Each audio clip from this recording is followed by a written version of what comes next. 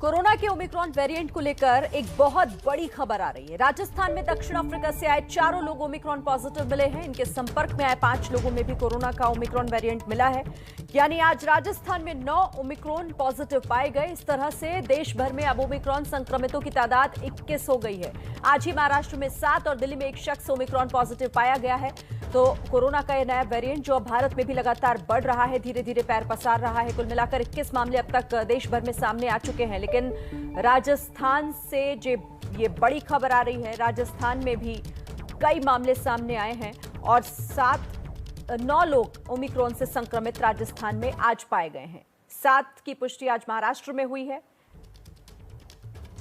और दिल्ली में भी एक ओमिक्रॉन पॉजिटिव पाया गया है। तो कुल मिलाकर अब लगातार ये बढ़ता जा रहा है। ये नया खतरा कोरोना का ओमिक्रॉन वेरिएंट संक्रमित जो कि दक्षिण अफ्रीका से लौटे हैं, उनके संपर्क में जो लोग आए वो भी अब पॉजिटिव हो गए। तो देखिए पूरे देश भर की स्थिति आपको दिखाते हैं। देश में ओमिक्रॉन के कितने मामले अब तक दर्ज किए गए। दिल्ली में एक केस आज सामने आया है।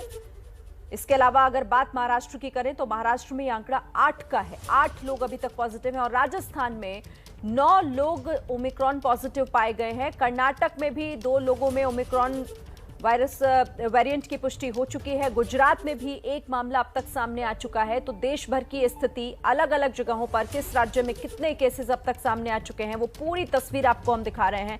टोटल 21 लोग हैं जो अभी तक ओमिक्रॉन वेरिएंट से संक्रमित पाए गए हैं। अब चलिए अलग अलग जगहों से हमारे कुछ संवाददाता भी हमारे साथ जुड़ रहे हैं, उनका रुख हम कर लेते हैं। दिल्ली से अजातिका सिंह मेरे साथ जुड़ रही, मुंबई से रौनक कुकड़े मुंबई का हाल बताएंगे। महाराष्ट्र में आज ही देखिए 7 ओमिक्रॉन के सामने आए हैं। लेकिन रौनक के पास हम पहले चलते हैं क्योंकि रौनक ये संख्या बड़ी है, 7 आज के सामने आए हैं और डर इस बात का है कि ये बढ़ भी सकते हैं क्योंकि अब ये किन किन लोगों के संपर्क में आए हैं इसकी भी जांच बहुत जरूरी हो जाती है। जी निश्चित तौर पर शिरीन, लेकिन मैं आपको बता दूं कि आज जो नए 7 मामले सामने आए हैं उसकी पहले मैं दर्शकों को जानकारी दे दूं। ये मामले पिंपरी चिंचवड़ में जो पुणे से सटा हुआ महानगर पालिका का क्षेत्र है वहां पर 6 मामले सामने आए और एक मामला पुणे में सामने आया है। जो 6 मामले पिंपरी चिंचवड़ में सामने आए हैं उसकी जानकारी मैं सबसे पहले दर्शकों को देना चाहता हूँ। 44 वर्षीय महिला 24 नवम्बर को अपने 2 बच्चों के साथ नाइजीरिया से भारत लौटी थी। उनका टेस्ट पॉजिटिव आया था और उनके संपर्क में आए 13 लोगों का अभी टेस्ट जो है वो महानगर पालिका की तरफ से किया गया था। उसमें से 3 लोगों में इस नए वेरिएंट की पुष्टि जो है वो हुई है और इसके अलावा पुणे में एक शख्स जो फिनलैंड से 28 नवंबर को भारत पहुंचा था उसमें भी इस नए वेरिएंट की पुष्टि जो है वो की गई है। लेकिन जो जानकारी महाराष्ट्र सरकार की तरफ से दी जा रही है उसमें अच्छी बात यह है कि जो एक महिला है 44 वर्षीय जो नाइजीरिया से पहुंची थी, केवल उनमें ही माइल्ड सिम्टम्स पाए गए। बाकी जो 5 लोग हैं उनमें ज़्यादा सिम्टम जो है वो देखने को नहीं मिल रहे। इनमें से 3 बच्चे हैं जिन्होंने कोरोना की कोई भी वैक्सीन नहीं ली हुई थी, जबकि जो 3 अडल्ट है उन्होंने अपने कोरोना के वैक्सीनेशन के दोनों डोज जो है वो पूरे कर लिए। लेकिन अच्छी बात यह है कि ज़्यादा सिम्टम जो है वो देखने को नहीं मिल रहे। लेकिन महाराष्ट्र सरकार की अगर बात करें तो महाराष्ट्र सरकार हाई अलर्ट मोड पर है। हो सकता है कि कल मुख्यमंत्री उद्धव ठाकरे के नेतृत्व में जिस तरह के नई वेरिएंट को लेकर चिंता बढ़ी है उसको लेकर एक बैठक जो है महत्वपूर्ण हो सकती है और नई गाइडलाइंस को लेकर भी सरकार जो है आने वाले दिनों में ऐलान कर सकती है। जी ठीक है, तो देखिए ये खतरा अब धीरे धीरे पैर पसार रहा है क्योंकि अब कई राज्यों से ऐसी खबरें आ रही हैं जहां पर ओमिक्रॉन पॉजिटिव पाए गए हैं। मैं सीधे अब अजातिका का रुख करूंगी। अजातिका, एक मामला आज दिल्ली में भी दर्ज किया गया। दिल्ली की स्थिति क्या कहती है फिलहाल? जी देखिए शिरीन, एक मामला दिल्ली में भी आज दर्ज किया गया है और ओमिक्रॉन वेरिएंट का जो एक केस है यहाँ पर भी आ गया है। जिसका डर था वो राजधानी दिल्ली में भी एलएनजेपी अस्पताल में फिलहाल उस मरीज को भर्ती किया गया है। आपको बताएं कि विदेश से आने वाले 12 लोगों की जीनोम सीक्वेंसिंग के जो टेस्ट हैं वो किए गए थे, जिसमें से जो 11 लोग हैं उनको सामान्य कोरोना का जो टेस्ट है वो पॉजिटिव आया है और उनमें से एक जो व्यक्ति है उनका टेस्ट जो है वो ओमिक्रॉन वेरिएंट का पॉजिटिव आया है। ये जानकारी आज दिल्ली के स्वास्थ्य मंत्री सत्येंद्र जैन ने दी थी। साथ ही उन्होंने केंद्र सरकार से ये भी अपील की थी कि विदेश से जो देश प्रभावित है, जहां पर ओमिक्रॉन वेरिएंट पहुंच चुका है, वहां से दिल्ली आने वाले लोगों को फिलहाल दिल्ली आने से रोका जाए, उन फ्लाइट्स को बैन किया जाए। ये अपील लगातार सत्येंद्र जैन भी कर रहे हैं, क्योंकि साफ तौर पर एक सीधा समाधान हो सकता है कि अगर दिल्ली में उन लोगों को आने की इजाजत नहीं दी जाए तो संक्रमण का दर कुछ हद तक कंट्रोल किया जा सकता है। इस वक्त हम आपको तस्वीरें भी दिखा दें, हम इस वक्त मार्केट एरिया में मौजूद हैं। आज दिल्ली में कोरोना वायरस के जो ओमिक्रॉन वेरिएंट है उसका एक केस दर्ज हो चुका है। उसके बाद भी हमें मार्केट में रविवार होने के चलते काफ़ी भीड़ दिखाई दे रही है। अभी आप देखेंगे मेरे पीछे आपको फिलहाल, क्योंकि मार्केट जो है बंद होने का टाइम हो गया तो भीड़ धीरे धीरे छट रही है, लेकिन अब भी यहाँ पर आपको बताएं कि कुछ समय पहले तक पाँव रखने की जगह नहीं थी। तो लोगों के लिए अब जरूरी है कि सावधानी और वो ज़्यादा बरतें।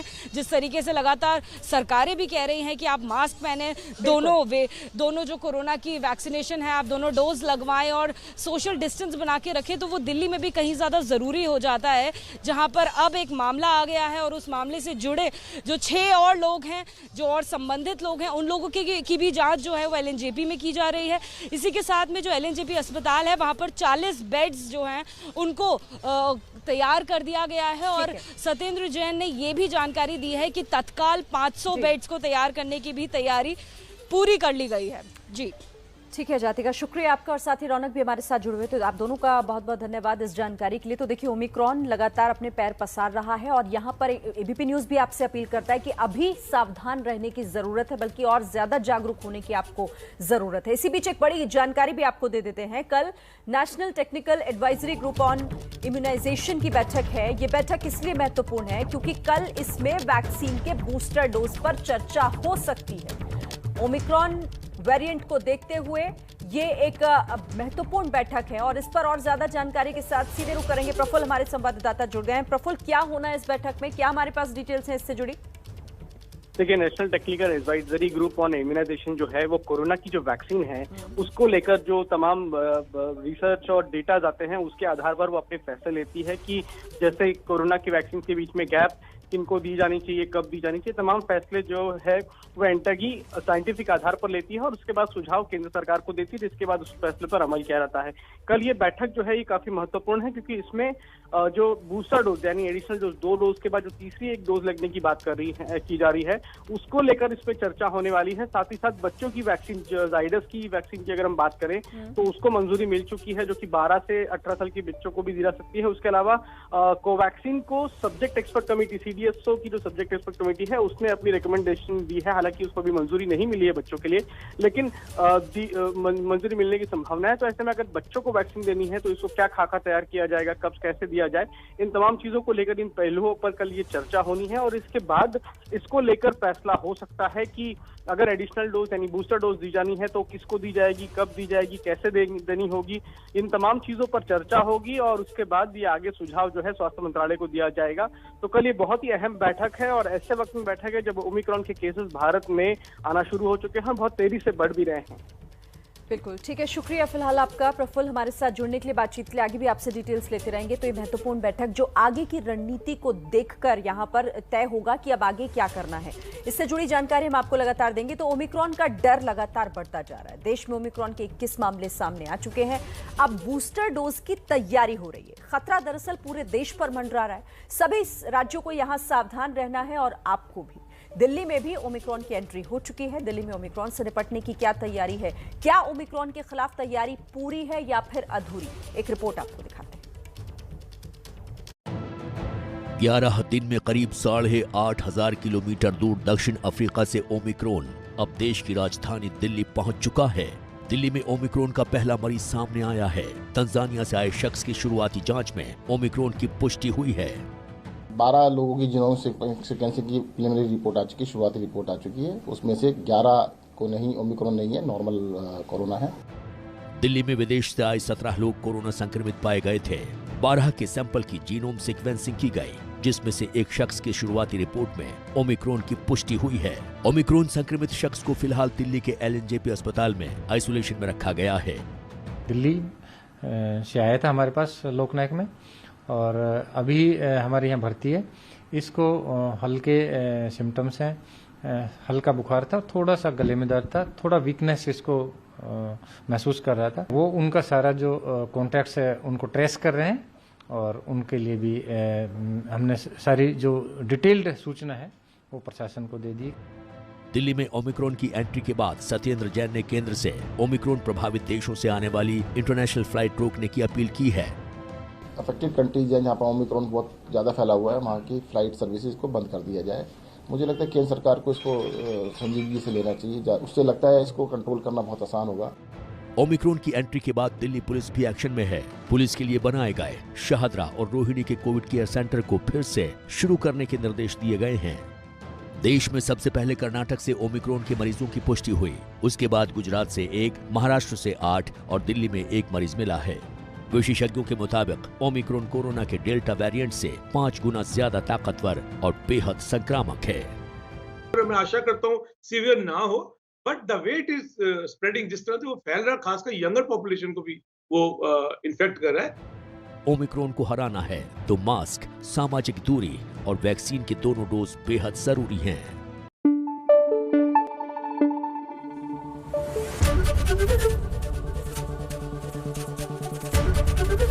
एबीपी न्यूज आपको रखे आगे।